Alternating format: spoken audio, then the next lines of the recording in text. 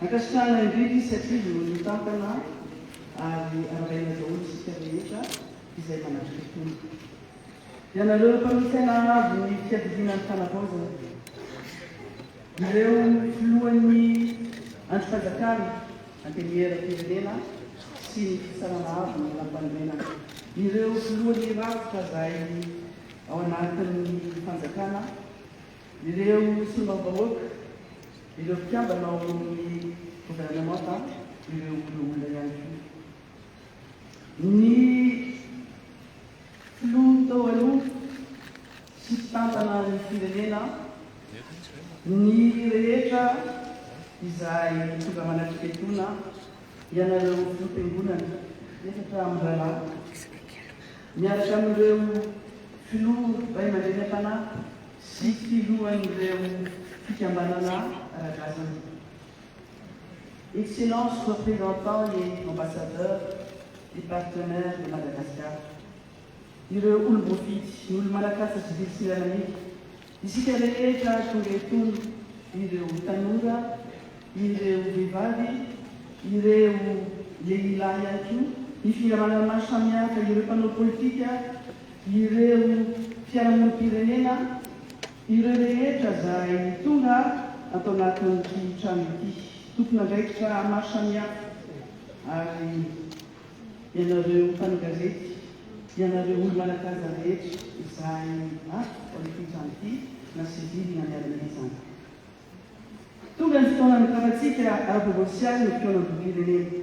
Isaorana ny FFM izay nanome tanana ary tompon'andraikitra manontolo tamin'ity fikarakarana ity andro avy ity.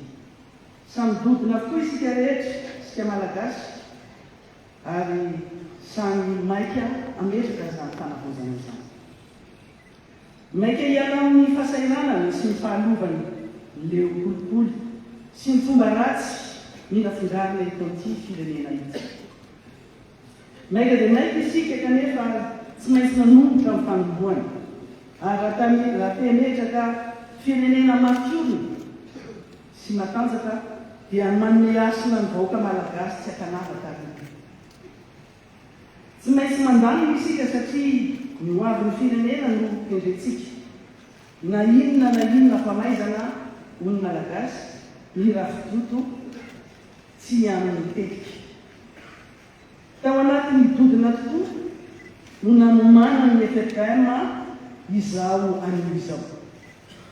Isaoran'izany na dia nisy fahalavorariana sy nisy fahatombanana ka amangatahana antsika famindrapo satria tsy mora izao manao zavatra. Ny lalan-tsaina hitondrany fanjakana n'izany fanavaozana izany dia tsy maintsy miaraka isika rehetra, isika olo-pirenena rehetra sakanavaka, miara-mientana, mifanaja, maneo fihavanana satria tsy sokajin'olona na sokajin-kely vitsy na iray na vitsy ny tompon'ny firenena fa ny malagasy rehetra. Manana tanora rehetra mahety isika iambo mavita. Isika rehetra, ireo izay tandrindrindrindra dia anisan'ny ampiheran'ny fanavaozana izay tadiavintsika atao. Ankehitriny, andalam-panasitranana ny ratra sy ny fety isika. Izao anefa. Ny hery mangezak'izay, ny zavatra manimba ny taona tsy ho afaka manandro na amam-bolana na fotoana vitsy. Anarina isika, anomboka sady andamina no mamono hafa. Misaotra anareo efa nipiondroko sady mizara hevitra, ireo mpiasam-panjakana, ny maromarona tokoa, ireo mpiasam-bahoaka. Ireo izay efa nanao sahady, ireo assise nationale, ireo efa nanao fitoanan-doha pirenena kristianina, ireo nanao fitoanan-doha teo amin'ny lafiny asa-tanana, ireo mbola anao izany ihany koa fikambanana sy sehatra maro samihafa fa indrindrandrindra isika rehetra izay te hitondra zany zava-bidy zany.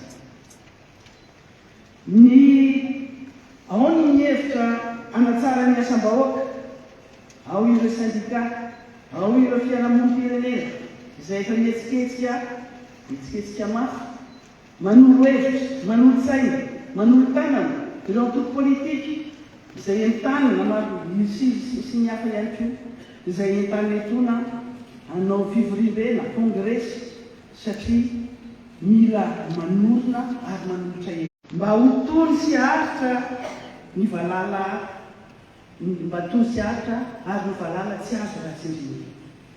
Efa vonona ankehitriny ny ministera-panjakana izay hiasana ny fanavaozana. Efa vonona ankehitriny ilolony adidy isakelika ihany koa ny andraikitra ny ministera-panjakana izay tarihany tenany. Tsy vita mirehanery zany fa raha-panjakana no atao, ny fanavaozana dia raha-panjakana satria fantatritsika fa nanenarany fiadidinany fiadidinany ny fitondram-panjakana dia fiadidinany fanavaozana ny repoblika. Rehefa miteny isika fanavaozana ny repoblika dia ao an-tsaintsika sahady fa misy androm-panjakana republikanina, fanavaozana ny androm-panjakana republikanina zany. Fanavaozana zavatra maro ary fanindra amin'ny gouvernemanta dia gouvernemanta ny fanavaozana misy ary ireo mpiamana rehetra ao anatin'ny gouvernemanta dia samy ianao an'izany fanavaozana zany ihany koa ho tombotsoantsika ho an'ny firenena ho an'ny Malagasy. Ny raharaha misy fikonan-dom-pirenena dia raha-panjakana ka misy ny torolalana avy any fiadidina ny fanavaozana ny repoblika nomena ny ministera-panjakana, misy ny torolalana avy amin'ny praministra nomena ny ministra tsirairay, ministera tsirairay ho tanterahany zany ho fanatanterahana ny fanavaozana izay tadiavintsika. Ny fikonan-dom-pirenena dia singa lehibe anankiray ao anatin'ny fikonan-do ao anatin'ny fanavaozana ny firenena. Ka noho izany isaorana ny FFKM nanaiky ny fanomezana fahefana azy hitarika an'izany fikonan-dom-pirenena zany. Fanomezana fahefana izay mientiny hitarihany izany fikonan-dom-pirenena zany kanefa tsy rarahan'ny FFKM izy ity fa rarahan'ny fanjakana. Ka noho izany ny fanjakana manontolo, ny fiadidinan'ny fanavaozana repoblika, ny primature, ny ministera-panjakana izay nomena andraikitra hanao an'izany fanavaozana izany dia nomena ny asa mavesatra hitantana ny toromarika hitady ny fomba rehetra natanterahana zany fikonan-dom-pirenena izany. Manome tanana ny FFKM fa eo ny fanjakana satria ny zavatra ho atao dia zavatra ahatra, fanomezana asina indray Malagasy ary fanangonana ny hevitsika rehetra izay nanomboka tamin'ireny mitolona izay natao reny, mitaky izay natao, ireny zavatra rehetra iritsika reny, ireny zavatra nampimenemenantsika ireny dia any amin'ny fikonan-do izay andeha isaky ny rafitra atomboka any amin'ny fokotany hiakatra ny commune, andalo district, andalo ny faritra zany. Isy faritra mety atao indrometona satria midadasika be ireny faritra ireny. Fa ny lalan-tsaina dia tokana ihany fandraisan'ny rehetra anjara mba tsisy ho adiny na iza ary samy atsapa daholo fa samy mitondra anjara bliky daholo isika rehetra. Kanefa eny anelanelany eny misy ny fandraisana andraikitra izay ataon'ny fanjakana izay maiky, izay asa vonjy taitra satria be lehibe ny zavatra tsy maintsy entsolohana efa voalaza ny filohan'ny fanavaozana ao ny jiro, ao ny rano, ao ny fahasalamana, ao ny fanabeazana, ao ny fandripalemana. Fa misy zavatra hafa ihany koa samy mahita isika ao anatin'ny fanakorotanana ihany koa dia tsy maintsy miatrika an'izany ny mpitondra fanjakana. Etsy an-danin'izany misy ny lalatsaina izay hientina ary izay no mahasamihafa ny fikeonan-doam-pirenena mitindray mitoraka ity raha ny mahazatra hatramin'izay dia avy any ambony no milatsaka tonga dia ambony latabatra ny fanapa-kevitra rehetra ary tonga dia tanterahana dia saritsarina zavatra, saritsarina fampihavanana, saritsarina fampiresahana no misy dia tsy nahazo an'ilay legitimité fitentsika na ny fankatoavana ny fanekeny rehetra le izy ary sarotra ny fanatanterana azy. Amin'ity indray mitoraka ity mena sehatra isika rehetra avany amin'ny ifotony miakatra ty afaratapony ary ny hevitra rehetra dia iangavianantsika rehetra tsy mba tsy hovery eny an-dalana fa dia samy anaraka ary andray anjara amin'ny tanatsohatry ny fikeonan-doha isika rehetra mba ho tongatra ty amin'ny fikeonan-doha na fikeonan-doha pirenena dia any no arafitra amin'izay ny zavatra rehetra ny fanapa-kevitra lehibe les grandes décisions eo anivon'izany fikeonan-doha pirenena izany ho arafitra ho lalam-pandrena zany satria ny fitakiana tamin'ireny fotoana reny dia ny anovana ny lalam-pandrenana ary andehanantsika any amin'ny repoblika fadimy.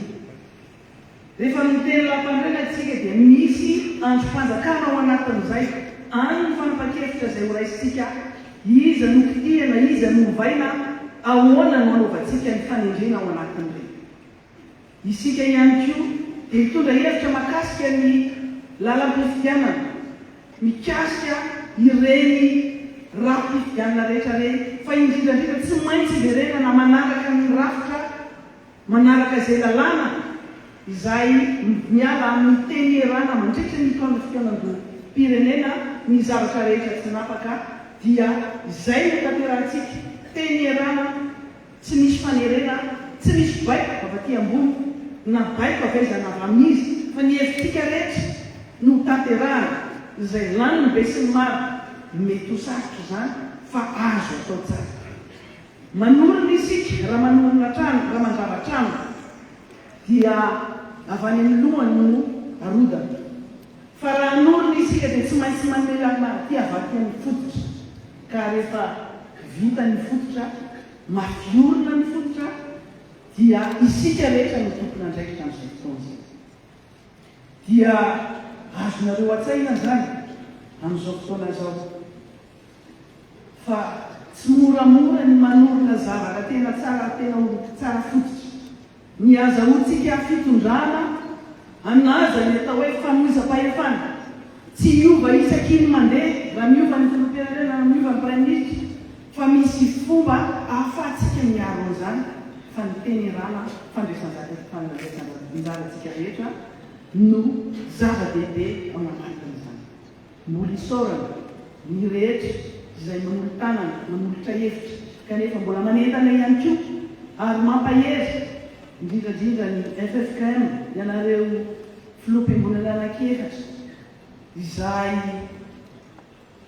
miara-ny tsiny sy miara-n'ireny teny mafy ireny kanefa entina amiditsy lalana zany tsy any FFKM re zany manao mpitondra fanjakana ho atsika rehetra fa ao anatin'ny fitoniana no ahafahantsika manorina zavatra tsara.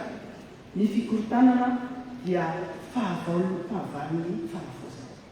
Mahafantatra koa isika fa ny zavatra rehetra dia tsy maintsy misy fanomboana ary misy testamana ihany koa. Ao anatin'ny programme 2009 ny programme ny politique générale de l'État dia efa misy solidalana izay napetraky ny fitondram-panjakana izay ho arahana, misy chronogramme izay tsy maintsy arahana araky ny teneniko teo iaho hoe raha panjakana izy ity hanatsarany fiangonana.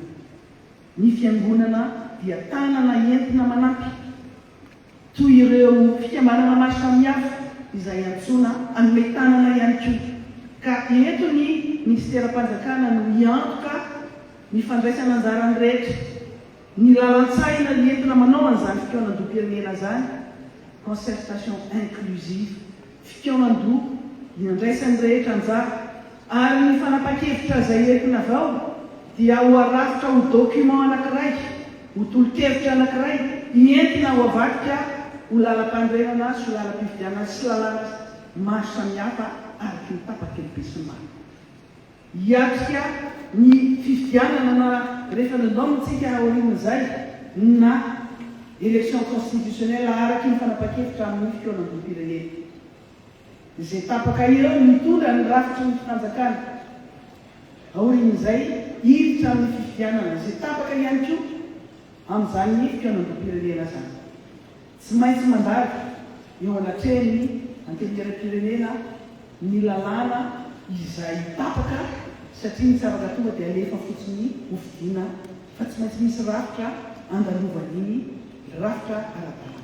Averiko itony raha raha-mpanjakana ny zavatra ho atao, zavatra ho an'ny malagasy, zavatra maharitra no ataontsika. Tsy moramora zany fa firaisan-kinantsika rehetra no izy.